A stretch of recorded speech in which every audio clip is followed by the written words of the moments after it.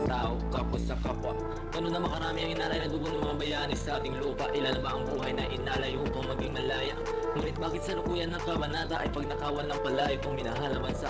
Kayo paano po nasikmura sa pagkain galing nakaw di pa nasuka? Bakit po sinira ang itinilagang tiwala? Kinupaitan ng pinagnakawan ng bansa. Di ba narinig ang sigaw ng mga duka? Di po kayo naaawat sa tangis ng gutom na bata? Bakit po kayong manalita ay magaling na sa salita? Isa lang ang mukha at yung pagnakawan ng bansa.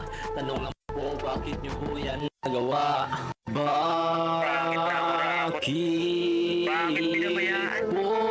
Bakit walang nananagot? Bakit walang nahuli? Bakit taong bayan pinapaikot? Bakit nyo po ito nagawa?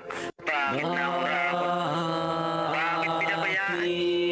Bakit walang nananagot? Bakit walang Hindi po ba tumubo ang bininakot sila sa inyong mga puso? Hindi man lang nanlumo ng tinangayin ng bag na piso. Ito na rin pa ng mga mabuting pinuno. Yun pala ay pinakawan ng mga Pilipino.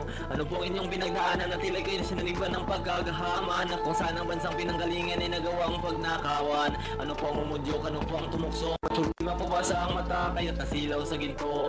Kayo na po'y mahadlikada naming napagtanto. Ngunit bakit pati sa labi na mamaya ninyo pang inako? Hindi po yata kayo tao. Totoo po bang galing kayo sa ilog? Buhay ang kawatan ng kawatang tao. Pang sa lupa magpakabusog. Abay taba na po, sobra na kayong malulusog. Tirahan nyo naman ang mga batang gutom na natutulog. Bakit? Bakit pinabayaan? po? Bakit walang nananagot? Bakit walang nahuli? Bakit taong bayan pinapaikot? Bakit nyo po ito nagawa? Bakit nakurakot? Bakit pinabayaan? Bakit walang nananagot?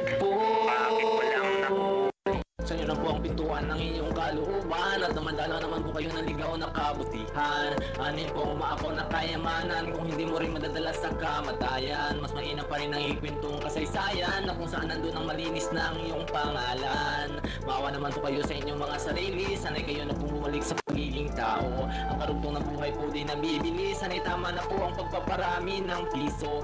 Bakit po pinili ang salapi kaysa salahi?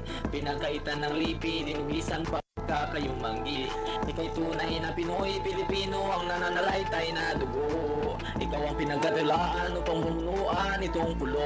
Ba't mo naman pinagdakawan ng bansa at pinagkanulo sa talamak na korupsyon? Ang tanong ko lang ay bakit po? Bakit po? Bakit nakurakot? Bakit pinabayaan?